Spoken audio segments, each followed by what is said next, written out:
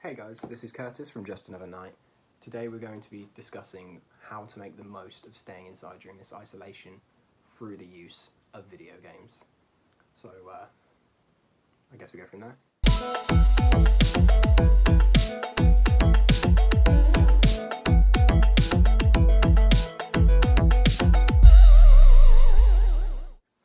Currently, unless you are a key worker in the UK working for the NHS, food delivery places, or any form of retail outlet that sells food or the essentials, you don't have a job. We are all kind of running on reserves of what money we have and what money we are getting from the government, which means we don't have as much money to kind of just throw about when it comes to buying video games. So this is based on what you will get the most out of for your money. So for those of you that aren't aware, in the UK we are currently under a full lockdown.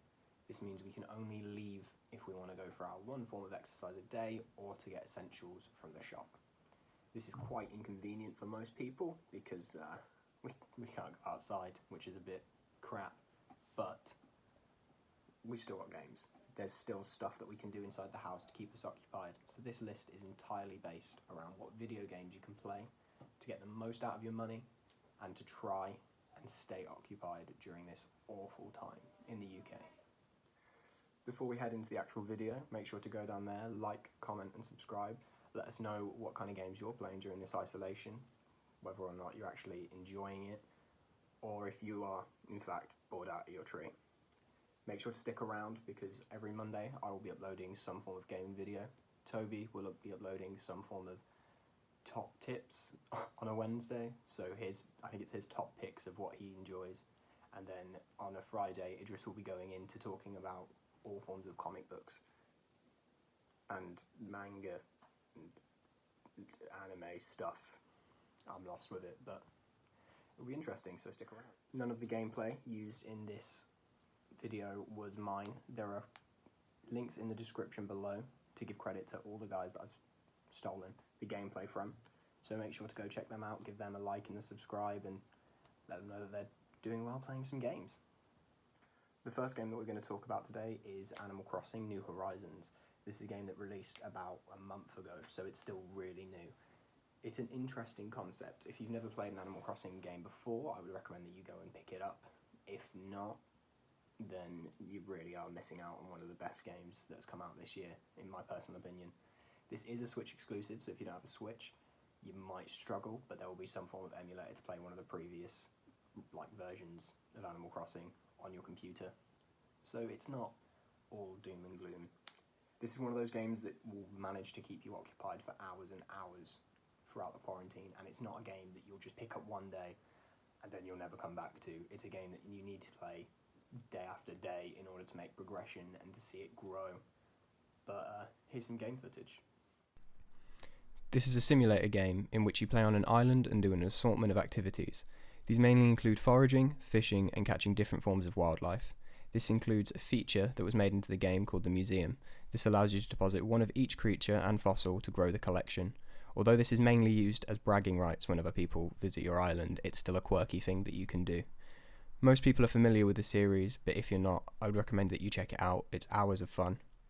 The game is a grind, but it's weighed out by the fact that you have timed events. These are things like waiting for your house to develop, and every time a building gets put up, you need to wait a day or so in order for it to actually come to life. There's no main aim to this game, so it's more or less just trying to make your island the perfect island. One of the main characters in it, Tom Nook, he does give you daily tasks to accrue an in-game currency called Nook Miles. These are mainly used to buy plane tickets to visit other islands, as well as buying different furniture and clothing. The game is also great to play with friends. You can do couch co-op with people in your household, or you can go and visit friends via the online services provided by Nintendo. You end up just running around, knocking down trees, collecting different forms of crafting supplies, and it's mainly just to make different forms of furniture and different things for the outside of your island just to make it look more aesthetic. The next game on this list is going to be a very obvious one. We're going with Call of Duty Modern Warfare. This is a game that's been released on PC, Xbox One and PS4, so it's all across the board available for everybody to play. It's, again, quite an expensive game. It's, I think at this point, £60 in in the store. I'm not entirely sure, but it's really popular. And the most important thing about it is there is a free version of the Call of Duty Modern Warfare.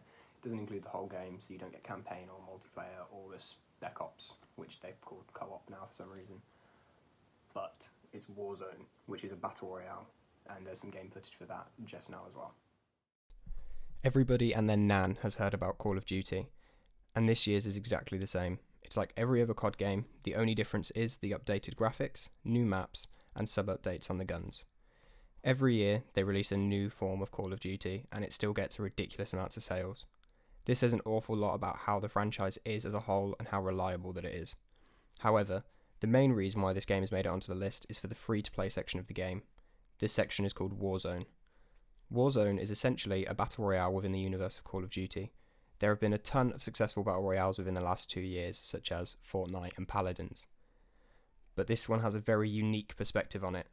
Although the premise remains the same, you just have to be the last man standing, this game works primarily in squads, making this the perfect game to be played with friends. There's a wide variety of guns to use throughout the game, as well as a countless number of attachments to put on said guns. This means you can consistently change up your playstyle, and you will always have something new to go for. All the loot is acquired through this game in the same way as Fortnite and Paladins. It's just you go to a box, you open the box, and then there's sometimes guns on the floor. This one is very ideal to play, simply for the fact that unlike Fortnite, there is no building, so you never have the annoyance of trying to fight someone and then suddenly they build a 4x4 tower and you're dead from behind. The last full game that I'm going to suggest and talk about is my personal favourite, which is Skyrim. This is an Elder Scrolls game, and in all honesty, it's probably one of the best games that I've ever played. I've bought it on every single console that I've owned. Had it on 360, PS3, Xbox One, PS4, and on my Switch, and on PC at some point. So it's definitely worth paying for. It's a really good game. It's also the cheapest one on this list. I think at this point it's about £20 if you buy it on the store from most retailers. It is a very old game because it came out during the 360 era, but the first Fable is like 16 years old at this point, and that game is still an incredible game. But here's some Skyrim footage. This is the last mainline installment of the Elder Scrolls series, not including Blades and Elder Scrolls Online, which is produced by ZeniMax. This is a beautiful open-world RPG with so much to do inside. All of the remasters for consoles have updated graphics and the ability to mod the game. This allows for hours and hours of extra entertainment on top of the original content and the included DLC. Although this game was originally released on the previous generations of consoles, Xbox 360 and PlayStation 3, it's still a game that holds up today as one of the best games throughout history.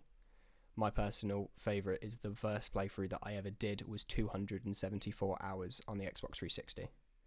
The base game follows this story where you are the Dragonborn. It means that you have the blood of the dragon in your veins and you have this special ability to use these powers called shouts. The game follows a very linear story, but it sets it apart is the fast open world. Without taking into account DLC that is attached to the game, there is hours and hours of gameplay to be had throughout exploration and side quests, as well as the main storyline.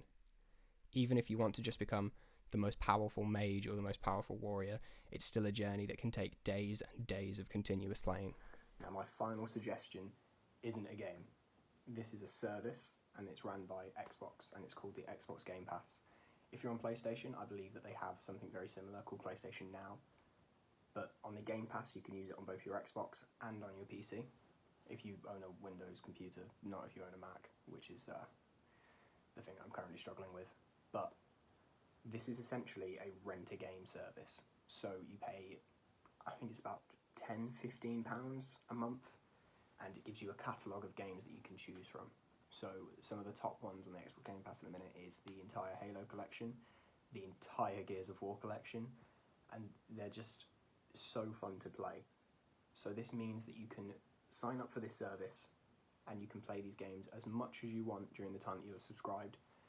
And with such an array of like 100 games over the course of this next month or 2 months, because none of us know how long this is going to go, you will have enough time to sit there and just go through all of these games. And by being the cheapest option and having the most options for what you can play, it's probably the one that I would go for if I were you and running low on money. It's an interesting concept, and the way that they've executed it is incredible. It's currently what all of us at Just Another Night are currently using. We've all just downloaded World War Z, and we're currently ramping through that at the moment, which is very interesting for us. But yeah, give that one a go. That's all we have time for today. I hope you guys have enjoyed it, and make sure to check back throughout the week to see what Idris and Toby have to say, and hopefully on Sunday we'll have some form of gaming video, but we are currently unaware of the logistics and how we're going to go through with this. So yeah, let's hope we see you guys again soon. Remember to like, comment and subscribe. Let us know what you're playing down below, and I'll make sure to see you all next Monday. Stay safe, stay inside, and good game.